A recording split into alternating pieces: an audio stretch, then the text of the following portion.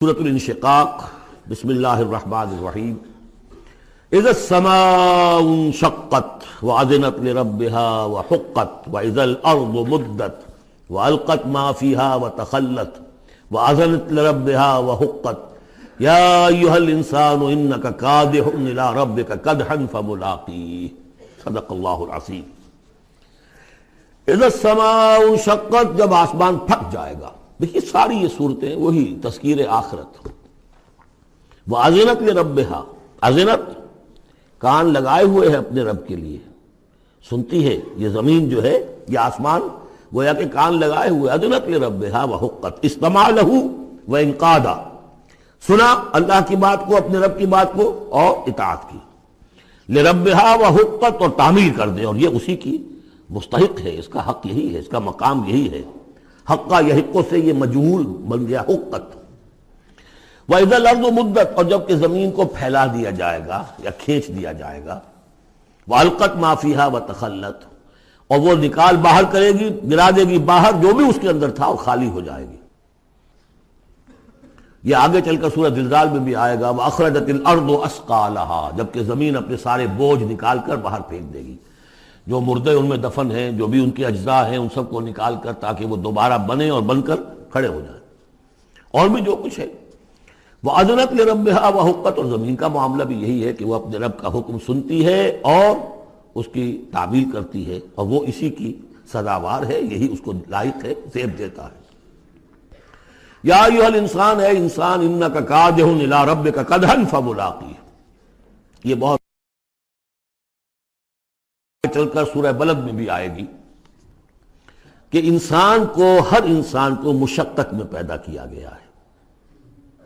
ہر انسان کے لیے دنیا جو ہے دار المحن ہے، اگرچہ مشقتوں کی نوعیت جو ہے اس میں فرق ہے۔ کسی کی جسمانی مشقت زیادہ ہے، وہ کسی چلائی ہے، اس نے اینٹیں ڈھوئی ہیں، ہل چلایا ہے، پھر وہ رات کو ایسا سوتا ہے کہ اس کو صبح کی خبر لیتا ہے، اسے اس وقت بے چینی کوئی نہیں ہوتی۔ کسی کی ذہنی ہے، مل کا مالک ہے، بیٹھا ہوا ہے، پرابلم، وہ رات کو بھی پیچھا نہیں چھوڑتے وہ پرابلمز، پھر اسے ہپنوٹکس چاہیے، اسے کوئی اور سیڈیٹیوز چاہیے، کسی طرح کی چیزیں، اینٹی ڈپریسنٹس چاہیے۔ ساری جو آج دنیا میں سب سے بڑی مارکیٹ جو ہے میڈیسنز میں، وہ ان دوائیوں کی ہو چکی ہے ہمارے کام میں۔ جو سب سے مہنگی دوائیاں وہ یہ ہیں امراض ذہنی کی۔ کن کو ہوتے ہیں یہ؟ عام طور پر جن لوگوں کے ہاں ایفلوئنس ہے، تو معلوم ہے کہ ہر ایک کے لیے کوفت ہے۔ پھر یہ کہ کسی کو کوئی غم ہے، کسی کو کوئی غم ہے۔ عام آدمی یہ سمجھتا میں پیدل چل رہا ہوں، اس کے پاس سائیکل ہے، یہ بڑا اچھا ہے، بہت عمدہ ہے۔ اس سائیکل والے سے پوچھئے، اسے نظر آتا ہے کار پہ جاتا ہوا، اس کو اس کی جلن ہو رہی ہے۔ کار والا جو ہے وہ دیکھتا کہ مجھ سے بہت زیادہ نئے ماڈل کی کار پہ گیا ہے، نئی کار پر زلزلاتا ہوا، اسے اس کی کوفت ہو رہی۔ تو کوفت اور یہاں پہ رنج اور محن، جس کو کہا ہے کہ قید حیات و بند غم اصل میں دونوں ایک ہیں، موت سے پہلے آدمی غم سے نجات پائے کیوں؟ اور معاملہ یہ ہے کہ موت پر بھی جب نجات نہ ملی، اب تو گھبرا کے یہ کہتے ہیں کہ مر جائیں گے، اور مر کے بھی چین نہ پایا تو کدھر جائیں گے؟ وہ جو اب جو گھبرا کے یہ کہتے ہیں، وہ تو بات آئے گی آپ کو سورہ بلد میں۔ قید حیات و بند غم اصل میں دونوں ایک ہیں، موت سے پہلے آدمی غم سے نجات پائے کیوں، یہ سورہ بلد میں ہے۔ لیکن دوسرا مرحلہ جو ہے کہ اب تو گھبرا کے یہ کہتے ہیں کہ مر جائیں گے، مر کے بھی چین نہ پایا تو کدھر جائیں گے، وہ یہاں ہے۔ یا ایھا الانسان، اے انسان، انک کادح الی ربک کدحا، تیرا مقدر یہی ہے، تکلیفیں جھیلتا ہوا، بوجھ برداشت کرتا ہوا، کوفت برداشت کرتا ہوا، تجھے ایک پر دوسری، دوسری پر تیسری کوفت اور تکلیف، اور پھر جا کر اپنے رب کے سامنے کھڑے ہونا ہے۔ ملاقی، اب جو بار برداری کے حیوان ہیں، بیل ہے جتا ہوا ہے، اب جتا رکھیے، اسے رہٹ میں لگا لیا آپ نے اس کو کسی اپنے ہل میں جوت لیا، اس کے بعد اس سے حساب کتاب تو کوئی نہیں نا۔ حضرت ابوبکر کہا کرتے تھے عجیب کیف کے عالم میں، کاش کہ میں ایک چڑیا ہوتا جو درختوں پر چہچہا رہی ہے، اس سے کوئی محاسبہ نہیں۔ کاش کہ میں گھاس کا ایک تنکا ہوتا جو جلا دی جاتی ہے، ختم ہو جاتی ہے، اس سے محاسبہ کوئی نہیں ہے، پوچھ گچھ کوئی نہیں۔ یہاں ہے محاسبہ۔ یا ایھا الانسان انک کادح، مشقتیں بھی جھیلو، صدمے بھی جھیلو، بوجھ بھی اٹھاؤ، اینٹیں بھی ڈھو، اور جو بھی کرنا قلم کی گھس گھس کرو، بیٹھو، جاؤ 3 جگہ 4 جگہ مطلب کرو اور مریضوں کی خدمتیں کرو، اور پھر یہ کہ سب کچھ کر کے پھر ایک دن کھڑے بھی ہو جانا ہے، اب جاؤ ذرا حساب کتاب۔ لن تزول قدم ابن آدم حتی یسأل عن خمس، ابن آدم کے قدم ہل نہیں سکیں گے جب تک کہ 5 چیزوں کا حساب نہ لے لیا جائے۔ عن عمرہ فیما افناہ، حساب دو عمر کا، 80 برس کی عمر دی تمہیں، کہاں فنا کی؟ خاص طور پر وعن شبابہ فیما ابلاہ، شباب، جوانی، قوتوں کا، امنگوں کا دور، وہ کہاں گلائی تھی جوانی۔ وعن مالہ من این اکتسبہ وفیما انفقہ، مال کا حساب دو، کہاں سے کمایا تھا، حلال سے کہ حرام سے، اور کہاں خرچ کیا تھا، عیاشیوں میں، عللوں تللوں میں، یا ادائے حقوق میں۔ وَعَمَّا عَمِلَ فِيمَا عَلِمَ، اور 5واں سوال سب سے مشکل ہے، جو علم حاصل ہوا تھا اس میں عمل کتنا کیا۔ اس اعتبار سے ایک بات بتا دوں، برا نہ مانے، جن لوگوں نے پابندی سے یہاں، یہ ان کی سب سے بڑی مشکل ہو گئی ہے، اب سب سے بڑی مشکل اب ان کی ہے۔ اما عمل فیما علم، جو علم حاصل ہوا ہے اس میں عمل کا حساب کتاب ہوگا۔ وہ غریب جنہیں موقع ہی نہیں ملا، کبھی کوئی ایسی صورت ہی نہیں بنی کہ ان کے سامنے قرآن کی دعوت آ گئی ہو، ان کے پاس شاید کوئی نہ کوئی عذر ہو، ان کے عذر کا حصہ جائے گا ان پر جن کے ذمے تھا کہ قرآن کی پہنچایا نہیں پہنچایا۔ لیکن یہ ہے کہ جن تک یہ بات پہنچ گئی انہیں سمجھ لینا چاہیے کہ بہت سخت ہے معاملہ۔ یا ایھا الانسان انک کادح الی ربک کدحا فملاقیہ فاما من اوتی کتابہ بیمینہ، تو وہ کہ جس کو دی جائے گی کتاب اس کے داہنے ہاتھ میں، فسوف یحاسب حسابا یسیرا، تو اس سے تو لیا جائے گا بہت ہی ہلکا نرم حساب۔ وہ ہلکا اور نرم حساب کیا ہے؟ بخاری اور مسلم دونوں میں حضرت عائشہ سے روایت موجود ہے رضی اللہ تعالی عنہا، ينظر فی کتابہ ویتجاوز عن سیئاتہ واما من نوقش فی الحساب فقد ہلک، یعنی حساب یسیریہ کی کتاب نہ اس کا دیکھ لیا جائے گا بس ایک نظر سے، اور اس کی خطاؤں کو بخش دیا جائے گا۔ لیکن جس سے مناقشہ ہو گیا، جرا ہو گئی، وہ ہلاک ہو جائے گا۔ حساب یسیر یہ ہے، کوئی مناقشہ نہیں، کوئی جرا نہیں، اللہ تعالیٰ ان سے نرم معاملہ کرے گا۔ وَيَنْقَلِبُ إِلَىٰ أَهْلِهِ مَسْرُورًا، وہ جب واپس آئے گا اس عدالت کے کٹہرے سے تو بڑا خوش و خرم آئے گا اپنے گھر والوں کے پاس کہ جان چھٹی لاکھوں پائے، اللہ تعالیٰ کی رحمت سے، اللہ کی مغفرت سے میرا معاملہ تو سیدھا ہو گیا۔ لیکن اب اس کے برعکس کیا ہے؟ وَأَمَّا مَنْ أُوتِيَ كِتَابَهُ وَرَاءَ ظَهْرِهِ، اور وہ شخص کہ جس کو دیا جائے گا اس کا اعمال نامہ اس کی پیٹھ کے پیچھے سے، وہ کیوں؟ دینا تو ہے بائیں ہاتھ میں، وہ بائیں ہاتھ پیچھے کر لے گا، میں لینا نہیں چاہتا تو وہاں پکڑا دیں گے، یہاں حاضر ہے۔ وَرَاءَ ظَهْرِهِ فَسَوْفَ يَدْعُو ثُبُورًا، اب وہ موت طلب کرے گا، کسی طرح موت آ جائے، میں ختم ہو جاؤں، میں معدوم ہو جاؤں، میرا وجود نہ رہے۔ وَيَصْلَىٰ سَعِيرًا، لیکن وہ داخل ہوگا جہنم میں۔ إِنَّهُ كَانَ فِي أَهْلِهِ مَسْرُورًا، بہت اہم ہے یہ مقام۔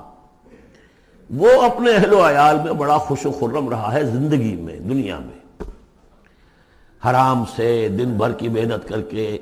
دیکھیے ایک بات آپ کو بتا دوں، اگر آپ اللہ کے دین کا حق ادا نہیں کر رہے تو چاہے 100% حلال سے کما رہے، حرام کھا رہے، اس لیے کہ اللہ کے دین کا حق آپ نے ادا نہیں کیا۔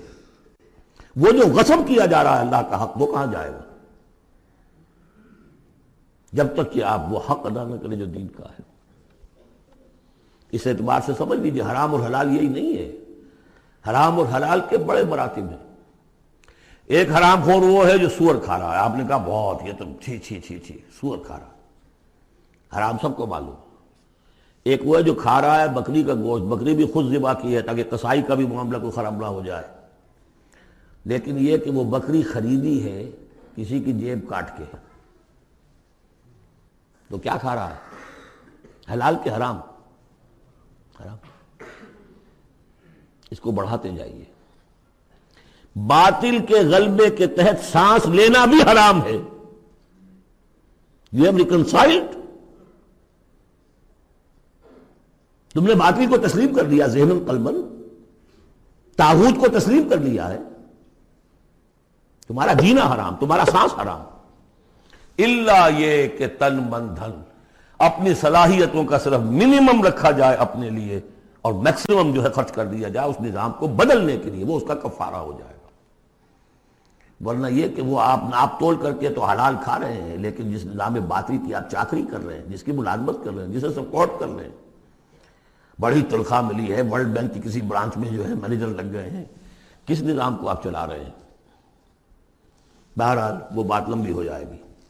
لیکن وہ دنیا میں خوش و خرم تھا، اچھا کھلا رہا تھا، دودھ ملائی ربڑی اپنے بچوں کو، ہر وقت آ رہا ہے تو نئی چیزیں لے کر آ رہا ہے، ولایت سے آ رہا ہے تو ایک ایک بچے کو بلا کر تمہارے لیے یہ لایا ہوں، تمہارے لیے یہ لایا ہوں۔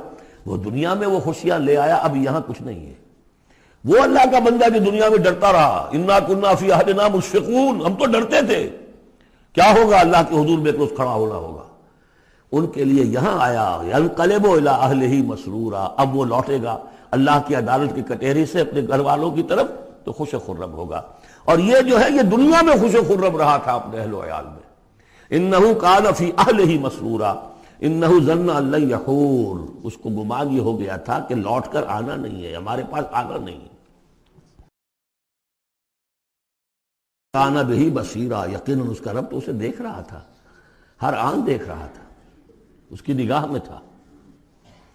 فلا اقسم بالشفق واللیل وما وسق والقمر اذا اتسق لترکبن طبقا عن طبق۔ یہ ہے اصل میں وہ مقام جس کے حوالے سے میں نے آپ کو کہا تھا کہ سورہ مدثر کی ان آیات کو ذہن میں رکھیے۔ کلا والقمر، تو یہ دیکھیے کہ وہاں بھی درمیان میں پھر اثر نو قسمیں آ گئی تھیں، دو تقریباً جو سمجھیے دو صورتیں بن گئیں، شروع میں یا ایھا المدثر سے لے کر اور آیت نمبر 31 تک، اور پھر کلا والقمر واللیل اذ ادبر والصبح اذا اسفر انھا لإحدی الکبر۔ وہی بات یہاں ہے، ایک مضمون پورا ہو چکا۔ فلا اقسم بالشفق، تو نہیں مجھے قسم ہے شام کی سرخی کی، واللیل وما وسق، اور رات کی اور جو چیزیں اس میں سمٹ آتی ہیں، والقمر اذا اتسق، لیکن پھر جب چاند جو ہے رفتہ رفتہ بڑھتا ہے اور پورا ہو جاتا ہے، 14ویں کا چاند بن جاتا ہے۔ یہ اصل میں میرے نزدیک واللہ عالم، یہ کسی اور کوئی بات میں نہیں کہہ رہا ہوں، میرے نزدیک یہ دو بڑی اہم خبروں کی نشاندہی ہے جو قرآن میں کی گئی ہے، اور وہاں ہے بھی انہا لإحدی الکبر، بہت بڑی خبر ہے یہ کہ محمد رسول اللہ صلی اللہ علیہ وسلم کا جب خورشید ہدایت طلوع ہوا ہے تو اس وقت صورت کیا تھی؟ 600 سال کی رات تھی جس میں کوئی نبی نہیں آیا تھا، بس چاند کے کچھ اثرات، کچھ روشنی، کچھ تھے نیک لوگ، کچھ جنات میں بھی نیک تھے، لیکن اکثر و بیشتر دنیا کے اوپر جو غلبہ ہو گیا تھا وہ بالکل باطل کا۔ پھر ایک دم خورشید نبوت طلوع ہوا ہے اور روشنی پھیل گئی ہے۔ اب خبر دی ہے اسی خورشید نبوت نے صلی اللہ علیہ وسلم کہ قیامت سے پہلے ایک مرتبہ پھر یہ دین کا غلبہ ہوگا، جیسا آپ کے دست مبارک سے بنفس نفیس جزیرہ نمائے عرب پر پورا خورشید اسلام چھا گیا، نظام دین قائم ہو گیا۔ الیوم اکملت لکم دینکم واتممت علیکم نعمتی ورضیت لکم الاسلام دینا، جاء الحق وزہق الباطل ان الباطل کان زہوقا۔ اور اس کے بعد یہ کہ خلفاء ثلاثہ کے زمانے میں، حضرت علی کے زمانے میں کوئی توسیع نہیں ہوئی، حضرت ابوبکر، حضرت عمر، حضرت عثمان، خلفاء ثلاثہ کے زمانے میں توسیع ہوئی۔ حضرت علی کے زمانے میں ان پر کوئی الزام نہیں، ان کا کوئی قصور نہیں، لیکن یہودی سازش عبداللہ ابن سبا کی، اس کی وجہ سے مسلمان آپس ہی میں لڑ پڑے، 1,00,000 جانیں ختم ہو گئی آپس میں لڑ کر، جنگ جمل، جنگ صفین، جنگ نہروان، 1,00,000 کے قریب۔ تو مومنٹم گاڑی کا ٹوٹ گیا، موشن ٹوٹ گئی۔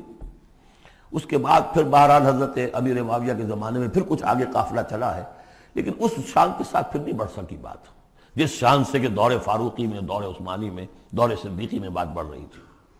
بہرحال وہ تو پروسیس رک کر اور پیچھے ریورس بھی ہو گیا، لیکن حضور کی دی ہوئی خبر ہے کہ دوبارہ دنیا میں دین کا غلبہ ہوگا اور گلوبل ہوگا، پوری دنیا میں ہوگا۔ وہ حدیثیں ہم نے نوید خلافت کے عنوان سے کتابچہ، 8 صفحے کا کتابچہ بہت شائع کی ہیں۔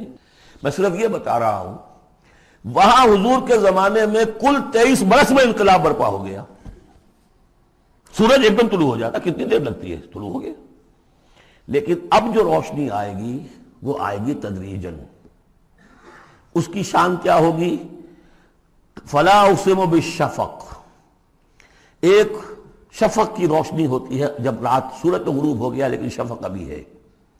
وہ حال ہے اس وقت دنیا کا کہ اسلام کی روشنی غروب ہو چکی ہے، صرف شفق کی لالی سی نظر آ رہی ہے. اس کے بعد واللیل وما وسق، پوری دنیا کے اوپر دین کے اعتبار سے تاریکی چھا گئی ہے، رات ہے. اور رات جو ہے اپنے اندر جن جن چیزوں کو سمیٹ لیتی ہے.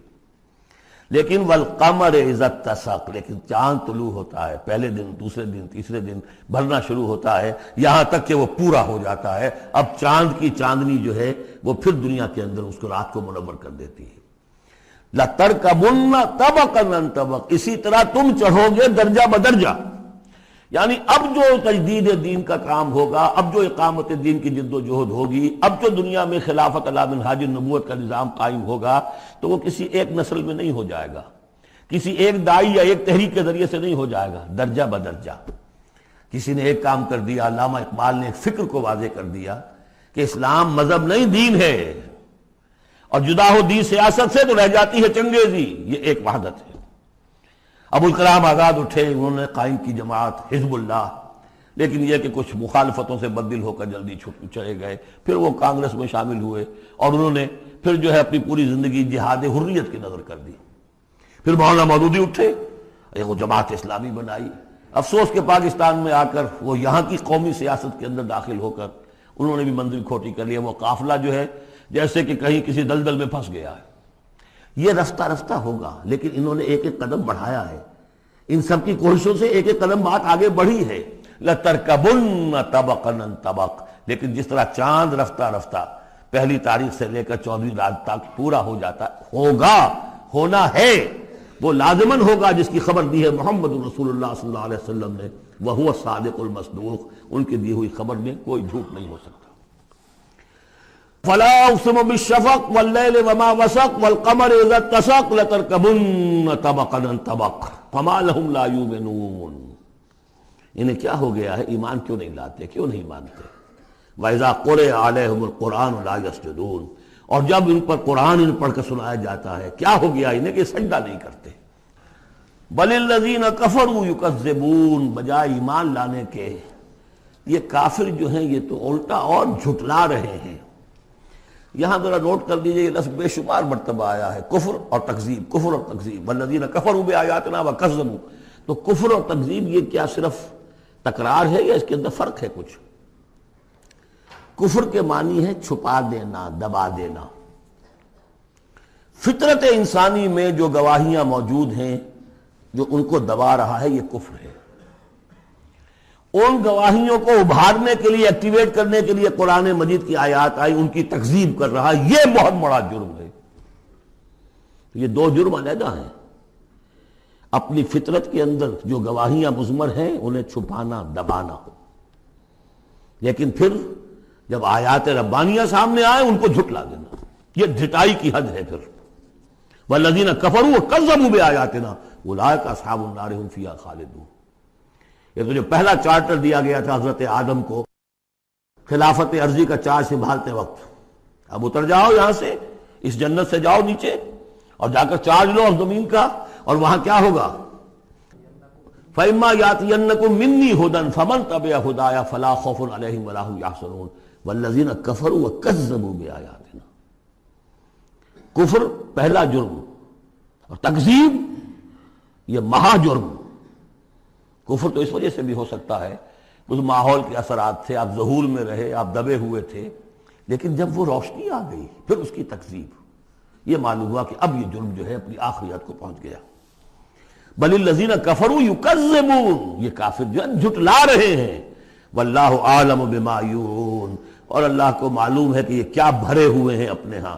عام طور پر سمجھایا کہ جو انسان مال دولت نہیں، اندر ان کے بغض ہے، حسد ہے، تکبر ہے، اس کی وجہ سے یہ تکذیب کر رہے ہیں.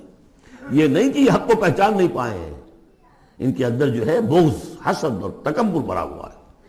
فبشرہم بعذاب علیم، تو اے نبی ان کو بشارت دے دیجئے دردناک عذاب کی. الا الذین آمنوا وعملوا الصالحات لہم اجر غیر ممنون، سوائے ان کے کہ جو لوگ ایمان لائے اور جنہوں نے نیک عمل کیے، ان کے لیے اجر ہے بے انتہا، کبھی ختم نہ ہونے والا، منن کاٹ دینا، اگر کوئی چیز کٹ جائے گی اس کی انتہا ہو گئی، نہیں، یہ کٹ نہیں سکے گا، اس کا سلسلہ جاری رہے گا، مسلسل غیر ممنون، یہ مسلسل ہے، ختم ہونے والا نہیں۔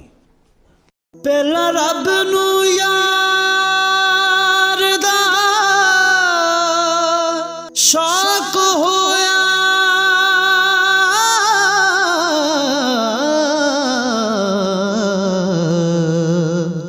نبی پاک دا کرن جمال